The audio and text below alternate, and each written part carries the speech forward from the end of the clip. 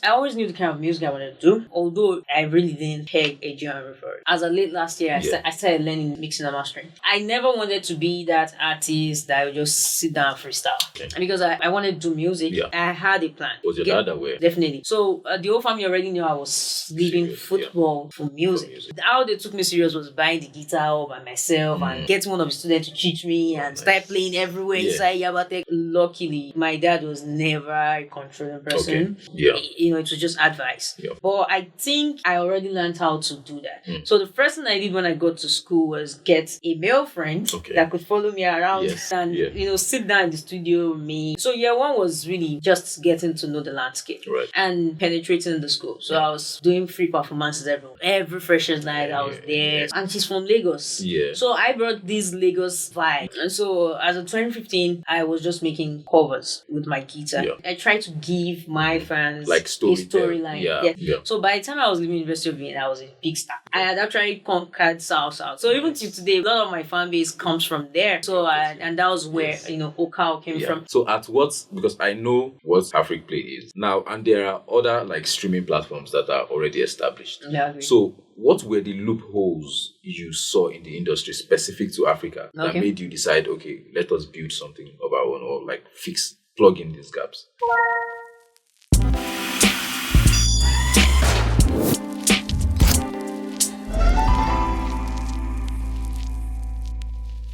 Hello and welcome to the Made in Africa podcast. I'm your host, Kemishi Samuel, and in the studio here with us today we have Omobosola Alaka. She's co-founder at Hafrikplay. Thank you so much for taking out the time to speak with us, Omobosola. Thanks for having me. It's a very rainy day. Exactly, yes. Thank you. I knew that the rain was going to cause issues, right? Because as I was entering the street, it started for me, so I was lucky. Okay. Yeah, I made it in time. Good. Good for you. Good for you. Well, I mean, it's fine. I'm glad I'm here. Great. We're happy to have you. So let's get into it. Yes. First question is, so how the podcast works is we paint a picture, we draw a line from childhood to current day. Exactly, so that we can follow you on your journey. So first question then would be, what was it like growing up? You're currently building something of your own, right?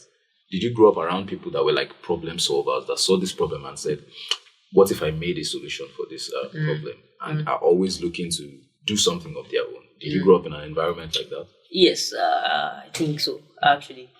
I know so. Quick one. So, my dad was a lecturer. Okay. And architect also. And I mean, he lectured in Yabatek here. So, nice. So this area is like... Yeah, very familiar. Very familiar. So that was when you said, I'll be here.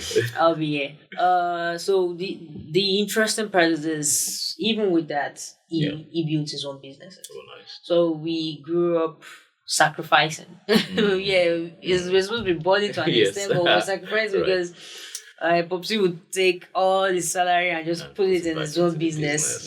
So it was dicey, but I mean, we had a great run. It's really really shaped my mind. Growing up in the staff quarters and seeing people in a tertiary institution, it really molded the way I communicate with people. I know human relations to a large extent. I can, easily look into people's faces and be like, oh, okay, I think I know where this person is coming from. And I really didn't know all this until I got to uni, and it felt like I was reliving a different part of my, because I was like, oh, I've been here before now.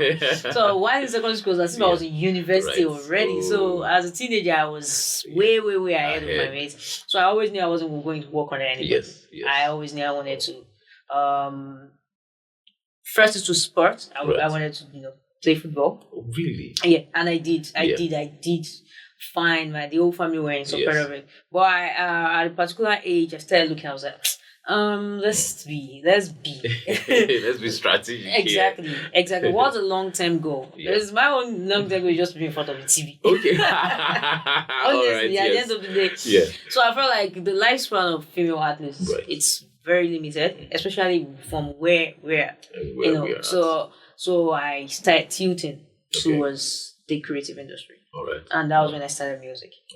And so I started making music, playing the guitar, and I mean that's... Oh, you can play the guitar? Yeah. Nice. So, Kachi also plays. Oh, interesting. Yeah, interesting. and he's really good. I see the vibe already. Yeah, right.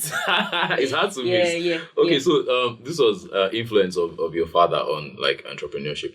Yeah. Tell us about. Now you mentioned that you grew up in staff quarters. That was secondary school, right? Yeah. So what was your secondary school experience like? I know you already mentioned that you were ahead of your teenagers, your peers rather, at the age because of the environment you grew up in. Tell us about that and about the university experience specifically and how the previous experience growing up in the staff quarter sort of like helped you through that period. So by the time I was in senior secondary school, I was already tired of this environment. So I knew I wasn't going to school here. Yeah. Unilag was not an option. Okay. So while a lot of people were dying to go to Unilag, I was like, no, never. I've lived this life. So I started looking for the farthest school. So I had a conversation with my dad. I was like, you're not going so far away. You're not even going far away. You know that kind of. Yes. So I low-key sat down and looked at the one that was not too far. Okay. That could, and so I ended up with penning down University of Benin. Okay. And some other schools. But I checked out University of Benin and I really just connected. And as at that time, I wanted to go and, build my music from somewhere else. Right. So I already started playing guitar. Already, that was 2015, there about 2014. I already recorded. So I started doing ND 1 year because I didn't get into Uniben the first year. Right. So I started doing ND 1 year. But I also told myself, no, I'm leaving. I'm not staying. I'm not staying, you know. So then the next thing, I wrote the second jam and pure. It worked and I was out of it. And getting to University of Benin, I realized a different environment, ecosystem, but I knew how to do it. So automatically I just became a class rep. Right. Because I was the first person that could even navigate. I was not a fresher. Yes, I see. I was not a fresher. 10 years experience Trust already. me, I could talk to any lecturer. I could negotiate. Arrange the class. Just communicate with people, and that was it. So I got to realize that a lot of people did not get to grow up the way I did. That was something that took me a while too. Yeah, because you would see, average, teenager or early 20s, and like, why is this dude or this guy addressing this? Like, oh, this guy, this is his first time. He sharp and say don't enter university. And the craziest thing was the moment I got into University of Benin, I was tired also. Because I wanted to do music. Yeah. So I had a plan. Was your dad aware of your music? Your passion for music? Yes, definitely. So the whole family already knew I was leaving football for music. So how they took me serious was buying the guitar all by myself and getting one of the students to teach me and start playing everywhere inside Yabatek, and everyone like, your daughter now sings. Your daughter now sings. We thought you was going to play football now. That kind of stuff. So basically, but I think luckily my dad was never a controlling person. He never really tried telling me this is what you need to do. It was just advice. Advice. So part of his own concerns were how do you stay safe? And you're a female, you don't really. But I think I already learned how to do that. So the first thing I did when I got to school was get a male friend that could follow me around. Bouncer, manager. Exactly. Bouncer/manager. So that could follow me around and sit down in the studio with me. And so year one was really just getting to know the landscape and penetrating the school. So I was doing free performances everywhere. Every freshers night I was there. So and that was where Okao came from. So so that was where Okao came from. So if people started understanding, okay, this girl is an artist and this is what she wants to do. She's an 100 level, that kind of thing. And she's from Lagos. So I brought this Lagos vibe. I was not there. See, there's a way things work there. It's so slow. Things can take 6 months. And my strategy was within the first semester, I went to all the freshers night. So when you go to a non-freshers night, every department, every faculty gets, that girl sings. So I started grooming a community and a fan base, and that was the beginning. Fantastic. How would you say your taste for music has evolved over time? So I always knew the kind of music I wanted to do. Although initially I really didn't peg a genre for it because it was still very early. Right. And so as of 2015, I was just making covers with my guitar. Yeah. And what were like the musical influences then? What were you jamming? definitely. So in the alternative, Asha. Yeah. So my dad was a big fan of Asha. So so that was it. I knew I didn't have the Whitney Houston voice or Beyonce voice. Yes. No, in fact, so when I woke up and said I wanted to do music, everybody was just like, "Oh, you don't get voice now." We're Muslims, by the way, too. Yes. You get so a lot of things were really going through their head. But by the time they started hearing me sing, like, okay, she's not trying to do the, she's trying to. It's more of soul. It's more of a little touch of R&B, you know, and that was how it started. So, how was it involved? Lesser words. Okay. Connecting with people. The consciousness has always been there. So you listen to my first single. Yeah. I released in 2014 to 2015. Okay. There's still a touch of vocal in it till now. I always want to talk about the issues. Love, but still make it relatable to every individual. Yeah. And it shouldn't just be, you tell me say this, no, not really from that perspective. That's a job to somebody. Yeah. Oh my God. I was not even intending to do that. Yes. I was not even intending to do that. What I'm just trying to say is that I try to communicate. Yeah. I try to give my fans like a storyline. Yeah. So it's storytelling all along, and it's still. I love that. So fantastic. That's it. So this was after the university. Did you? I know you said earlier that you always knew you did not want to work with anybody. Yeah. So after university, did you like get a job, or what was that transition like? Rough.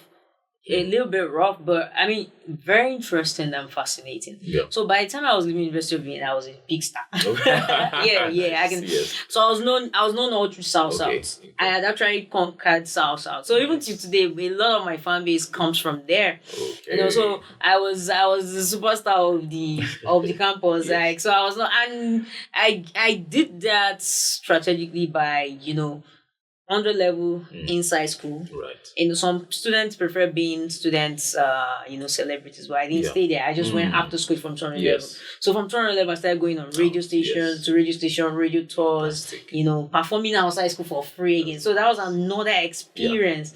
Yeah. And over time, people started doing weddings, birthday parties. Oh, then luckily I met like a DJ, a good big brother, that took me through that whole phase. Yes. So 400 level, I already knew what I wanted to come and do in Lagos. Yeah. Kickstart the career 100%. That's it. So this was timeline. What timeline was this? So that was 2018. Okay. 2018. So it was all about how do you transition from that side of the world, to this side of the country, rather. So South was already doing fine. My songs were on air and everything. Now, remember when I was leaving, I knew I didn't want to stay in Lagos because Lagos was just too crowded. Right. So this time around, I had leverage. Yeah. That, I'm big somewhere. Exactly. I built something. So I came back into Lagos with, so we're going to continue pushing. And I never really stayed over there all through. I kept on traveling back and forth. Yeah. So I had a manager here. We went from record labels, in all those areas of record label. They won't sign me finish that year. But I was very careful. Picky, I was very careful. And I had crazy experiences. I had a manager that just practically disrupted a lot of things. And so afterwards, in 300 level, second semester, I called my eldest brother. Okay. And we kind of had a chat. Right. And I asked him to be my manager. Oh. So it was like, he doesn't know about the music industry. What's going to do? I was like, don't worry. Yeah. I know. See, I've learned for the past few years, so I'll teach you. And really, we still work together till today. He's part of the co-founder of Hafrikplay. We've gone to open several other businesses together, even $1 million ideas. Yeah. So that decision we decided to make in 300 level. Right. So 400 level was just make sure you finish with a good result. Yeah. So we're both, it wasn't fun up. Yeah. So we're both always traveling like every second weekend to come to Lagos and look for investors. Yes. Okay, who will invest in the car? Not just signing now. Right. Who will invest in the car's career? Yeah. I did one refix then, waiting again. Victor Eddie came to perform in, because Victor Eddie in a Delta boy now. Okay. We need Delta boy. Yeah. So he came to perform somewhere in Benin that year. I mean, so I was big, so we met at an event. Yeah. So I was like, this girl with always. So Erica saw him. I was like, this girl, now she they do all the baddest. Now she they do all the baddest female refixes because I always tag my own as female refix. Okay. Not just a normal refix. So then I had to do a refix on your song. Say it go move because she get fan base for this side. So. I mean, the guy was not even doing it. So I was like, I beg now, run out now. So I was like, okay, no problem. Then the next week, I went to the studio and I did it, and boom, the refix was nice. So at every radio station. Once they finish Victoria this one, they would just play mine, and the refix even moved into Lagos and things started moving. So that was what we brought to Lagos. That guys, Okada already has this. You can imagine what you can do, So there was this Egmo then that told us, once you are done with school, Carl. Come and meet me. So that was how we transitioned. Fantastic. So at because I know what Hafrikplay is. Yep. Now, and there are other like streaming platforms that are already established. Yeah, I agree. So what were the loopholes you saw in the industry specific to Africa that made you decide, okay, let us build something of our own, or like plug in these gaps? Sure. Okay, cool. So first and first is the misrepresentation of African music. So now I do Afro soul. Okay. You check a whole lot of the pre-existing, DSPs, that is the digital service providers. Right. Streaming apps. That's what people call it, but they are DSPs. They don't really have enough genres. Do you understand? So perhaps, I think some of them have Afro soul now. Yeah. But the way they will put Afro soul there, they will go and put it on down. You get it's just Afro beats that's there. So everybody starts getting pushed into one cooking. Exactly. And you start asking yourself, how much longer can we do this? Because see, the smallest guy in the UK or in the US will do his folk or funk or rock, and in his community be cashing out. True. Do you understand? How did they start catching out? It's how the little becomes so much that he will be confident that if I have this amount of numbers on Spotify, I'm good. I'll feed. Yeah. It is because they have their own infrastructures. It was so for someone like me, I could see this problem because I've been in the music industry for a long time. Yeah. So, and it was a trick. I was like, hey, so you want to take upon the industry now? So, but really, Hafrikplay came in because I already opened after school, so I had a big break. Okay. Which was 2019. I mean, as of 2019, I had a very big single. It was everywhere. And while I was growing, I met everybody. The likes of Fireboy, Oxley, these guys are my friends. Like we met during the hustle. In fact, I was ahead of them because I was even big where I was coming from. And I was the girl making refixes like, this girl is big. So till now I still have a lot of friends, Lakon to kind of big. So I have seen the industry and I've seen a lot of people grow, evolve, and I'm like, how do we sustain? So some of us got lucky, got signed, blew up. What about the people that didn't get lucky? They're still talented, they're still good. What if there's a music streaming platform that actually prioritizes them? What if there's a music streaming platform that actually gives them the money they need directly? Just the same way you have startups now and there are VCs ready to say, okay, you know what? Oh, you've done these numbers. Take this. Simple. So that was where the whole Hafrikplay, the mission that, okay, let's start solving these problems, strategically. I mean, if we have our own music streaming platform that puts us first, we might actually have a chance for, for the first time in a long time. That's fantastic. How did you come up with the name Hafrikplay? Okay, good.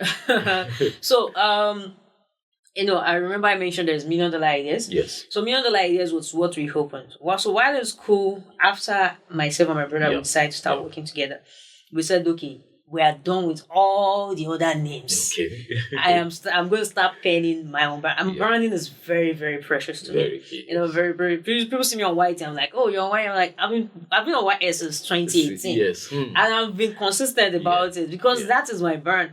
And also, I was like, oh, $1 Million Ideas, and it came from me being called $1 Million Girl. Okay. So in school, I did a song called $1 Million Something. Okay. So the song went big and some people started calling me $1 Million Girl. Typical, yes. So basically, I was like $1 Million Ideas. Like that's the kind of ideas we want to be dabbling into. So when we came back, 2019, we had an investor. We did that. Music went fine. Yeah. So I was on TV, I was doing fine. Then my investor left. Yeah. So when the investor left, it was a major blow. Yeah. But I mean, we were ready. Yeah. We were ready because we knew all along the whole thing was not the best kind of system. Yeah. You know, the investor did not understand music business. He just wanted to help one young girl that has been pushing for so long. Yes. You know, so while I was telling him, sir, we need to do this contract. So, and yeah, I've been manager, business strategist. Trust me, I be entertainment lawyer, because I've read fast. So, but he wasn't ready for paperwork. So at the end of the day, he said, look, Carl, you have all the all the intellectual property, I give it to you. I'm sorry I'm doing this, letting you down. I know you're still going to grow big. I know you still have it in you, but I can't just go on. So we took all those things and we're like, let's kickstart something else. Right. That was when me and the just actually now, evolved into a music consultancy agency. So while a lot of people were doing, I want to manage, we were like, because in 2019, I had a lot of money. Yeah.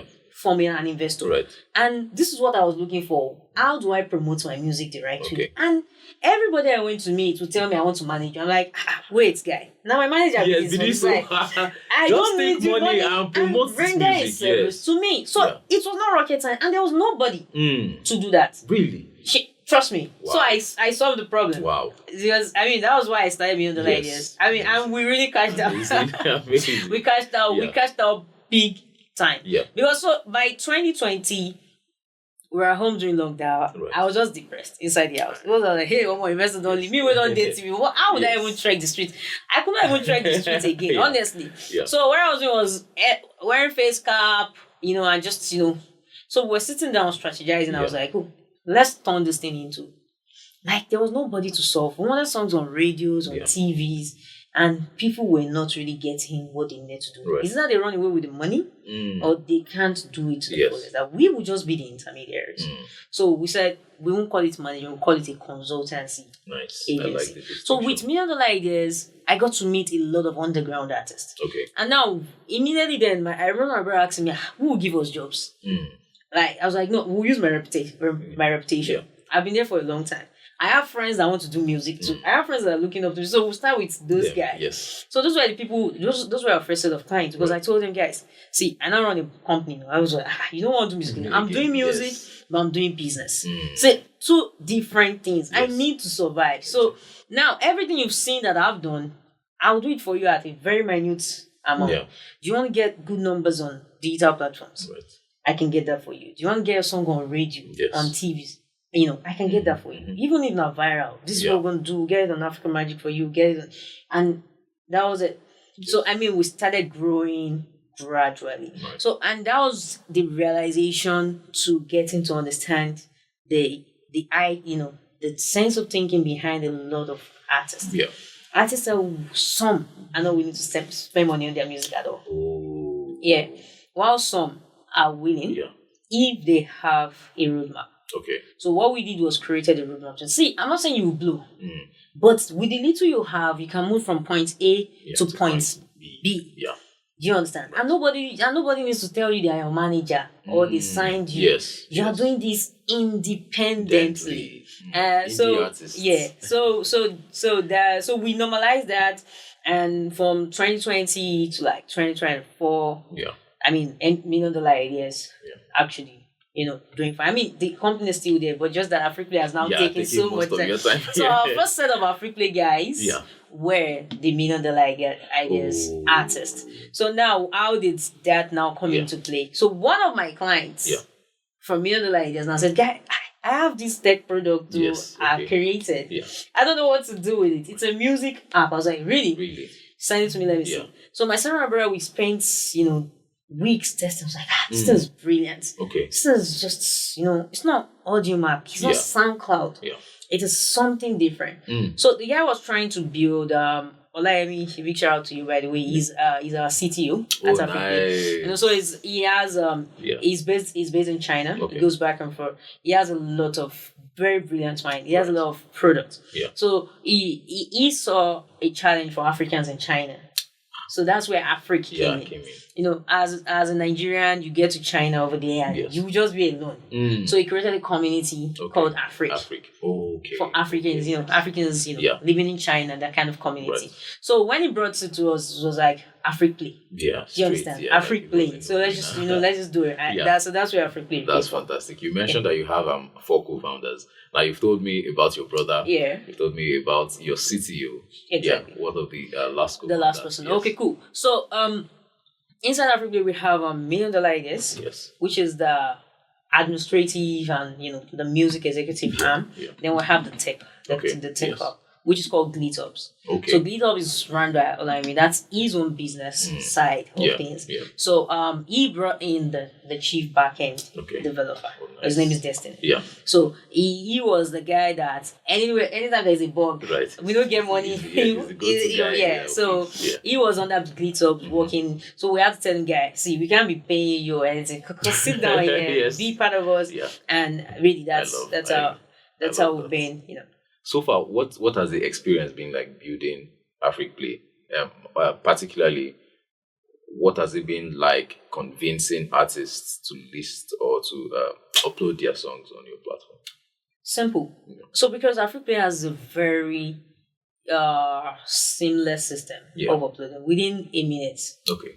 On a good day when the network is as swift as possible, click on upload, put the song details, description. Pure. So it's there. Yeah. So artists are getting to it was post-COVID, digital streaming became a thing in Nigeria. Yeah. See, if I had my chance after COVID, I would have been more digitally known right now. I mean, when in 2019 I was begging people.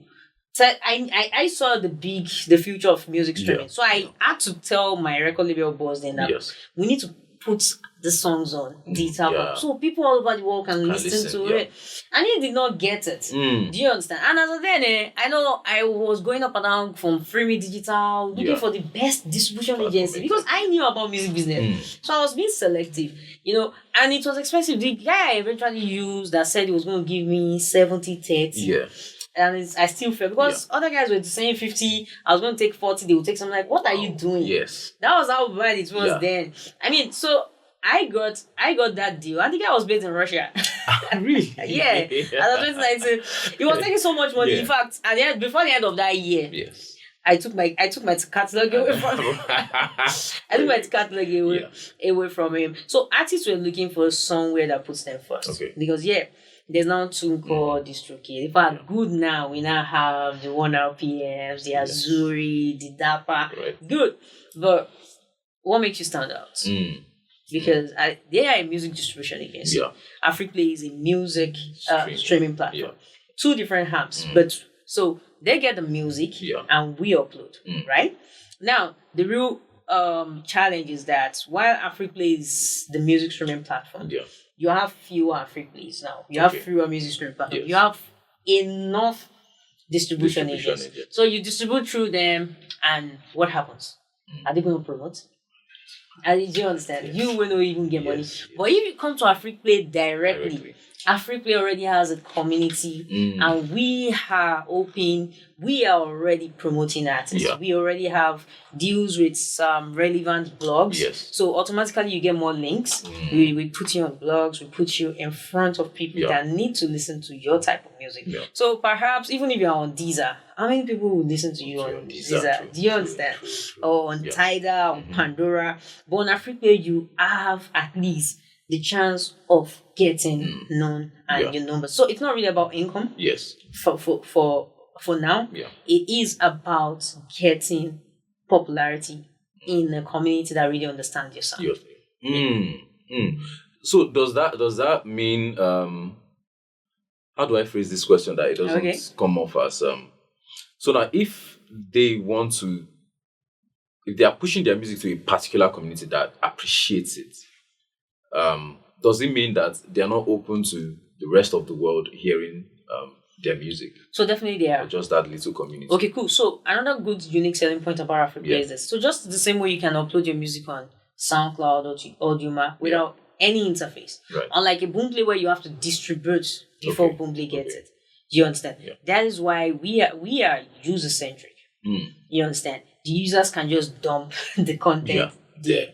Do you understand? Now, because so that way the artist has a lot of control. Okay. Do you understand? So yes, you can distribute with all those other guys, but what makes you get the numbers when you start promoting, right? Music is all about budget. Promotion, See, yes. at the end of the day, entertainment, all in all, is all about promotions.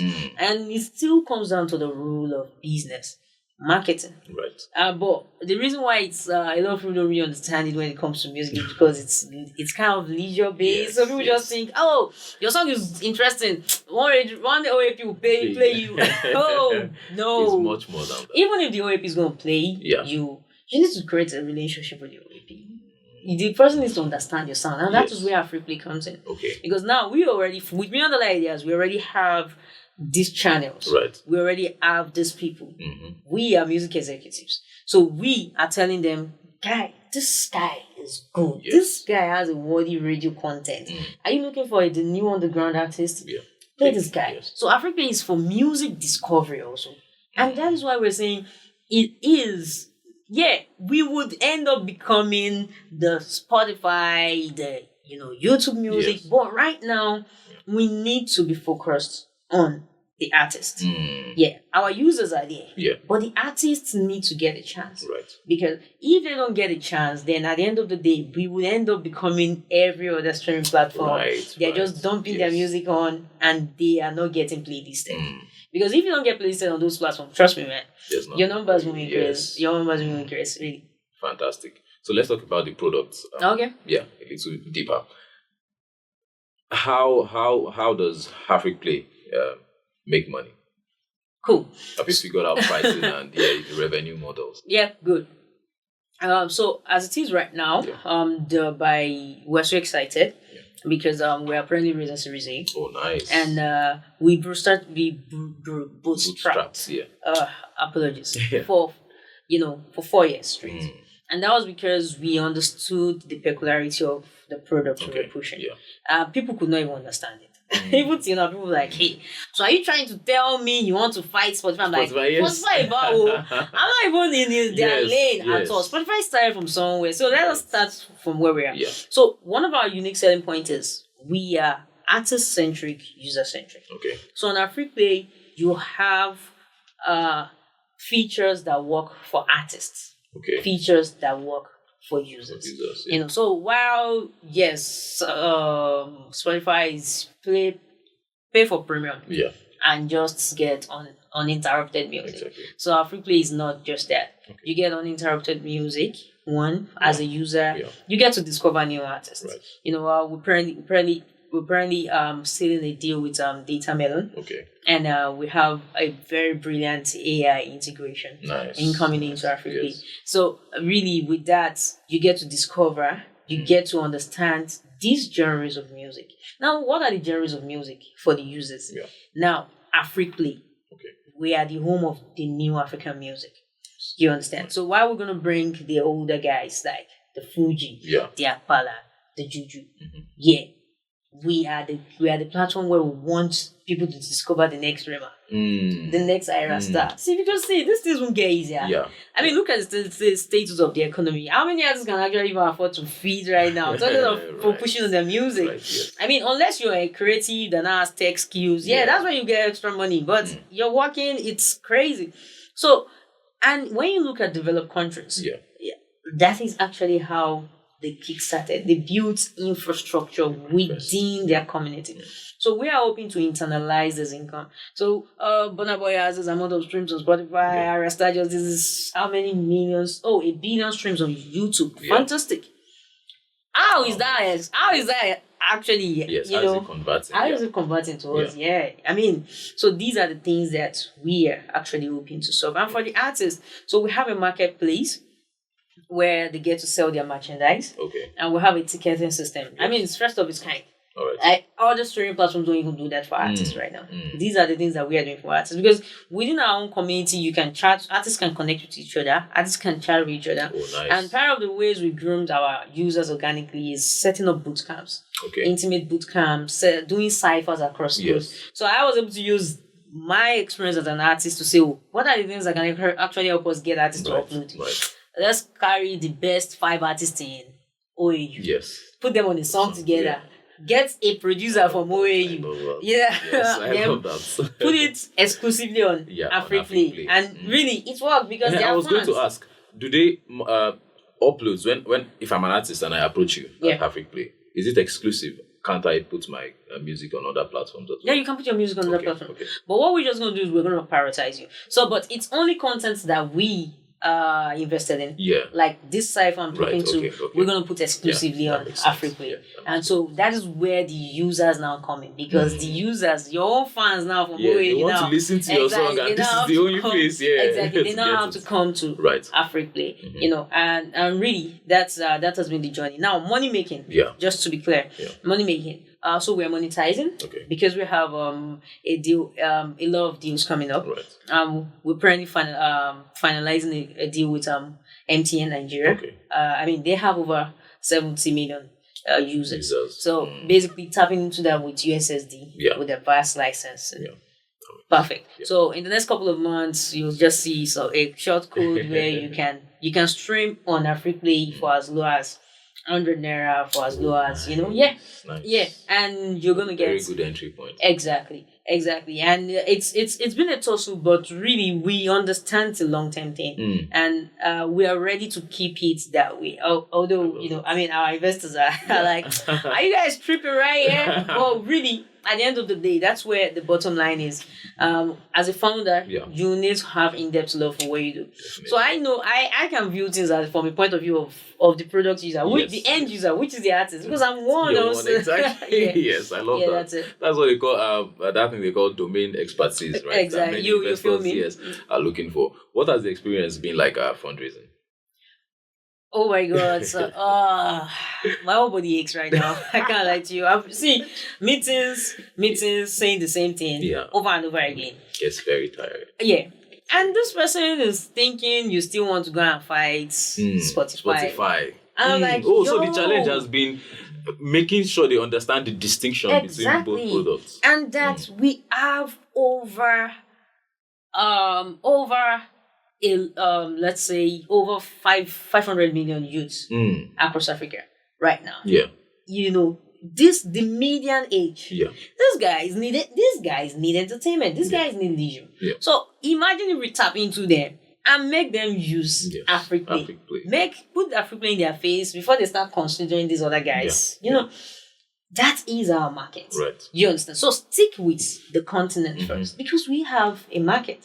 Afrobeat is one of the biggest genres of music worldwide. Yeah, worldwide. We don't want to end up like reggae. Yeah. Because reggae was big, but I mean, at the end of the day, Jamaicans did not internalize it. True. We don't want people to steal this thing. How do you make sure you make a mark in history? Right. Create platforms that makes it the roots connected to you. So really, fundraising, an interesting experience, challenging. I recently became the chief operating officer of the company. Yeah. And that was because I was chief operating officer. Yeah.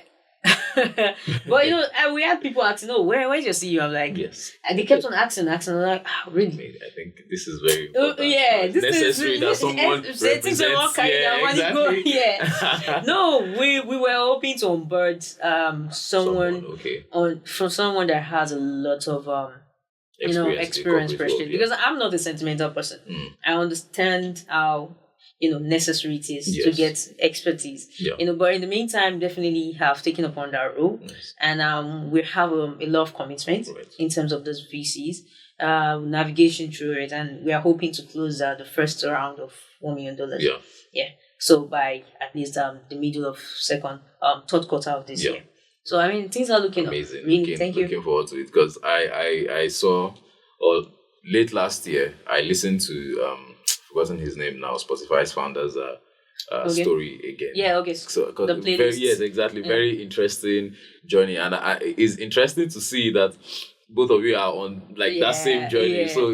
I'm really excited to see where Hafrikplay gets to in the next few years.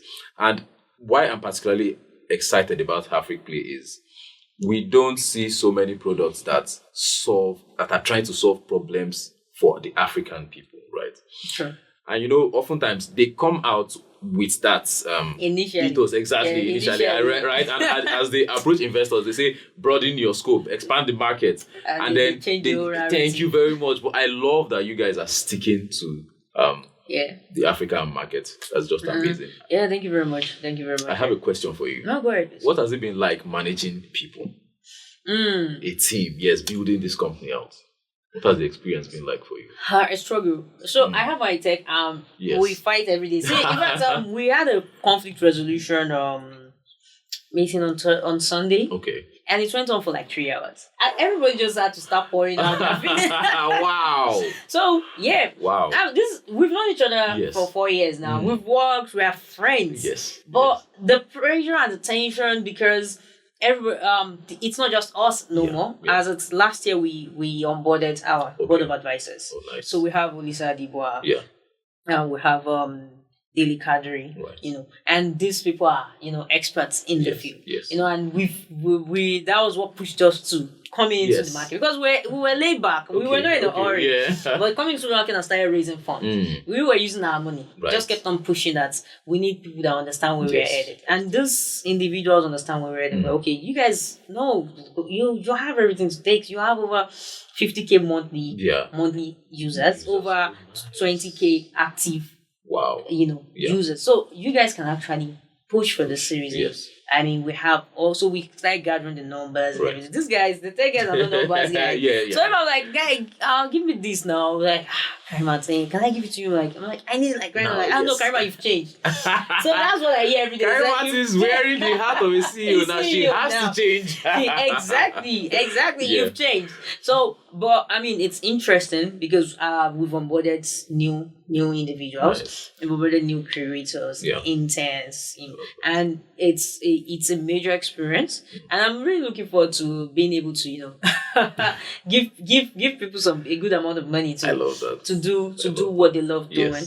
to do what they love doing, because at the end of the day, I'm just really glad that I'm doing what I love. As in, people find it tricky to believe, but I mean, I wanted to do music, and I'm still that girl just going from music to music business, and now music tech. And like, what are you doing? Very nice transition. Yeah, exactly. But, exactly. Do you still miss making music? Do you still make music? Yes, I still make music. Oh, nice. In fact, as of late last year, I started learning mixing and mastering. Yeah, so right now, because I never wanted to be that artist that would just sit down and freestyle. Okay. You understand? Because I feel like people get so comfortable with that, and the quality of what you make reduces. But I mean, with the workload right now, everything, so I feel like I can't sit down. I can't sit down with anybody. So right now, at the end of a long day, I just get into my my mini studio at home and just do my thing. So in a way, is that one way you like unwind from work? Trust me. That's my go-to right now. That's my go-to right now. By the time you have one long investor meeting, I'll be like, let me just go and pour my hand. This what is your go-to? I understand that you're very African centric, right? In your music. Pan-African. Exactly, Pan-African. But what is your go-to genre, like when you're feeling? So, different music appeal to different emotions, right? So I don't want to make it very nuanced, but like, what is your go-to genre? Oh, cool. Yeah. Cool. Country. Really? Yeah, country. It's very interesting. Yeah, country. Yeah. And was there an influence? Because I grew up listening to country music because of my dad. He's a very big country fan. So my dad had Don Williams, Kenny Rogers. I love Don Williams. My God, he's like my biggest guy when it comes to country. Then in the African sense, he had Orlando Owo, Barista, Zalbi, Ike Dairo. Then we had Asha, Nice. So really, those are still my major references. So anytime I'm having long day, I don't know, you can't afford to start feeling mushy too much. But country just keeps you on a low, like you just sinking. Nothing too crazy. Just exactly. It's there exactly where you need it to be. So as we wind down now, off the top of your head, what is the biggest challenge you guys are facing right now at Hafrikplay? Internally or externally? Both. Okay, cool. Yeah.